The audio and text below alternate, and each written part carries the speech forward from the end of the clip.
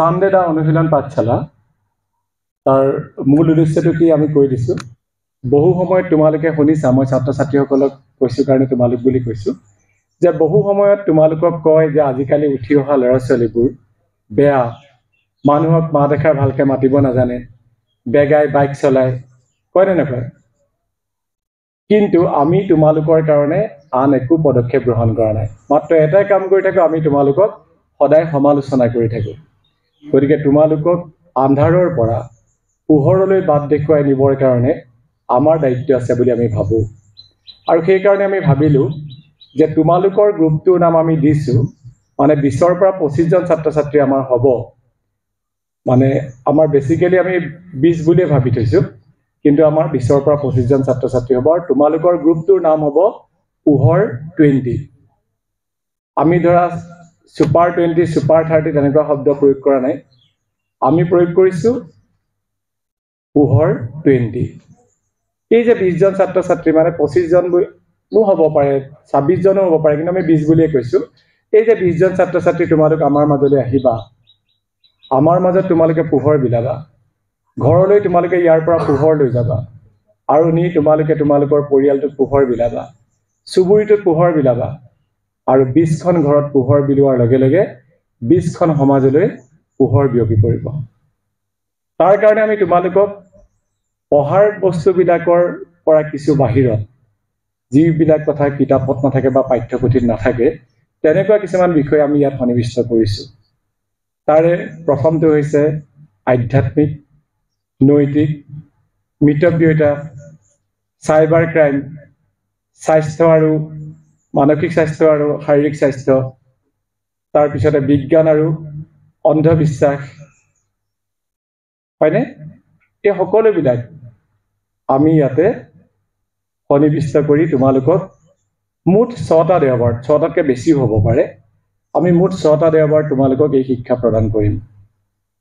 তোমালোকে তোমালোকৰ জীৱনশৈলীটো সলাব লাগিব। আজিৰ পৰা তোমালোকে নিজক এবাৰ নতুনকৈ আৱিষ্কাৰ কৰিব লাগিব।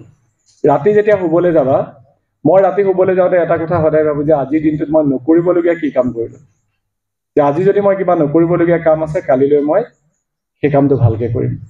আৰু আজিৰ দিনটোত যদি মই কাৰোবাক নক'বলগীয়া কিবা বেয়াকৈ ক'লোঁ, তেতিয়াহ'লে কালিলৈ মই তেওঁৰ ওচৰত ক্ষমা খুজিম। সেইটো হৈছে আমাৰ আত্মানুসন্ধান।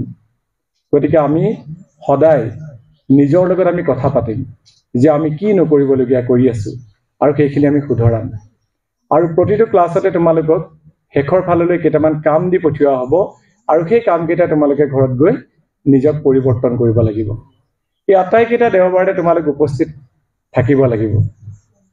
মই সেইকাৰণে কৈছিলোঁ সেইদিনা যে বতাহ, ধুমুহা, ভূমিকম্প আহিলেও কিন্তু আহিব লাগিব। গম পাইছানে? তোমালোক এই 20জন ছাত্ৰ ছাত্ৰী বা 25জন ছাত্ৰ ছাত্ৰী ইয়াৰ পৰা ওলাই যোৱাৰ পিছত আমি আন কেইজনমান ছাত্ৰ ছাত্ৰীক আকৌ ইয়াত অন্তৰ্ভুক্ত কৰিম। তেওঁলোকৰ নাম ইতিমধ্যে ৰেজিষ্ট্ৰেশ্যন হৈ গৈছে, আমি এইবাৰ তেওঁলোকক সুযোগটো দিব নোৱাৰিলোঁ। ঠিক আছে? আৰু এটা কথা তোমালোকক আমি কওঁ যে এই তোমালোকৰ মাজৰ পৰা আমি অবজাৰ্ভ কৰি থাকিম, তোমালোক পৰিৱৰ্তন হৈছে নে নাই হোৱা। তোমালোকৰ বিষয় লৈ তোমালোকৰ বিদ্যালয়ৰ ছাৰ বাইদেউসকলক সুধিম, পিতৃ মাতৃক সুধিম, সমাজৰ মানুহক সুধিম, তোমালোক ইয়ালৈ কেনেকৈ আহিছা, কেনেকৈ গৈছা, সেই সকলোবিলাক অবজাৰ্ভ কৰা হ'ব। আৰু তাৰ মাজৰ পৰা এজন বেষ্ট ষ্টুডেণ্টক আমি এৱাৰ্ড দিম। ঠিক আছে?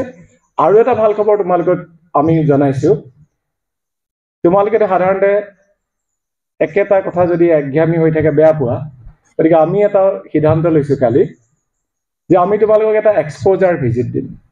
সেইটো মানে কি, আমি তোমালোকক কোনোবা এটুকুৰা জেগাত ফুৰাবলৈ লৈ যাম।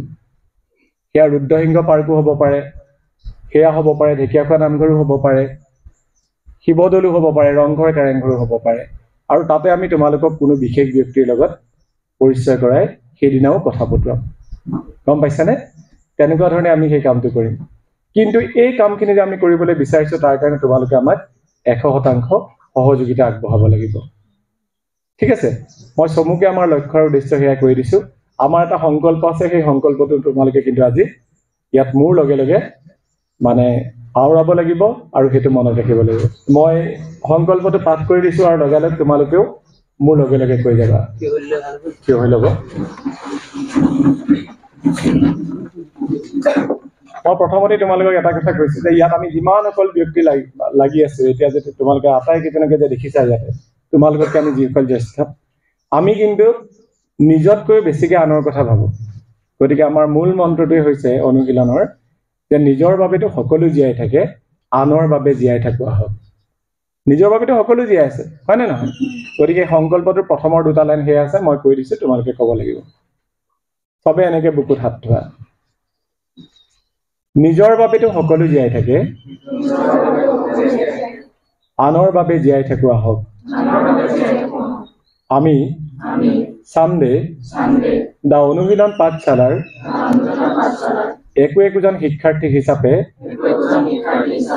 পোহৰৰ দিশে আগুৱাই যাবলৈ আজি সংকল্প ললো আজিৰ পৰা আত্মানুসন্ধানেৰে নিজক পুনৰ এবাৰ আৱিষ্কাৰ কৰি যোগাত্মক চিন্তা আৰু যোগাত্মক দৃষ্টিৰে জীৱনৰ বাটত বাট বুলিম এয়াই হৈছে আমাৰ সংকল্প একেবাৰে চমুকে দিছো কিন্তু তাৰ মাজতে বহুখিনি কথা সোমাই আছে বহা সকলোকে ধন্যবাদ জনাইছো আৰু এতিয়া আমাৰ কাৰ্যসূচী এনেকুৱা ধৰণৰ হ'ব যে আমাৰ অতিথিয়ে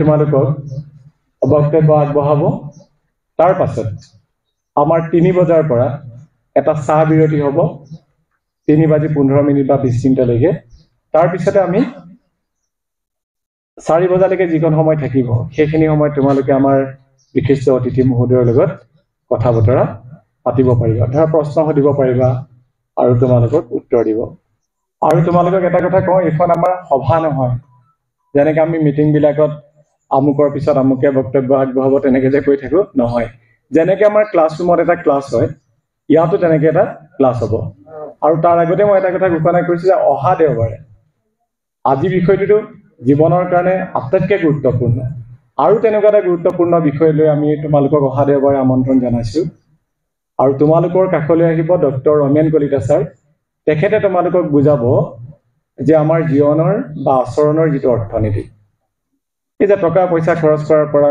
কেনেকৈ আমি মানে জীৱনত আগুৱাই যাব পাৰিম তেনেকুৱা ধৰণৰ বিষয় গতিকে সময় একেটাই গতিকে সেই নিৰ্দিষ্টকৈ তেখেতেহে সেইদিনা তোমালোকক পাঠ দিব আৰু আজিও ঠিক তেনেকৈ আমাৰ শ্ৰদ্ধাৰ শৈশৱ শিক্ষা দাদাই তোমালোকক পাঠ দিব ধন্যবাদ